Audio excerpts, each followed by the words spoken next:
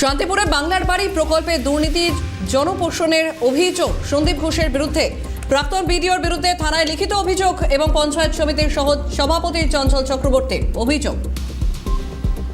Phone লাইনে রয়েছেন প্রতিনিধি প্রসেনজিৎ বিশ্বাস। প্রসেনজিৎ, কি জানা যাচ্ছে?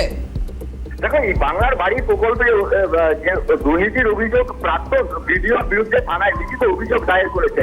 যেটা জানা যাচ্ছে যে বাংলার বাড়ি প্রকল্পের ব্যাপক দুর্নীতি হয়েছে, স্বজন পোষণ এবং অনিয়মের অভিযোগে প্রাক্তন বিডিও সঞ্জীব ঘোষের বিরুদ্ধে অভিযোগ দায়ের করেছে এবং এছাড়াও বিভিন্ন প্রকল্পে দুর্নীতি হয়েছে, যে দুর্নীতি নেই কিন্তু তারা দ্বারস্থ হয়েছেন এবং যিনি অভিযোগ করছেন তিনি শান্তিপুর পঞ্চায়েত সমিতির সভাপতি চঞ্চল চক্রবর্তী। কারণ যারা এই যে প্রকল্প রয়েছে এই প্রকল্পে যারা প্রাপক তারা কিন্তু বঞ্চিত হয়েছেন, অর্থাৎ প্রকৃত যারা প্রাপক তারা বঞ্চিত হয়েছেন এবং অর্থের বিনিময়ে বিভিন্ন রকম সুযোগ সুবিধার কারণে তাদেরকে বঞ্চিত করে তারা তাদেরকে দেওয়া হয়েছে। এই নিয়ে কিন্তু থানার দ্বারস্থ হয়েছে এবং লিখিত অভিযোগ দায়ের পরেই কিন্তু পুলিশ তদন্ত শুরু করেছে। এখন দেখাচ্ছি আগামীতে আর কি কি তথ্য সামনে আসে এবং এই ঘটনায় আর কাছে কাছে গ্রেপ্তার করতে পারে পুলিশ, সেটাই এখন দেখা।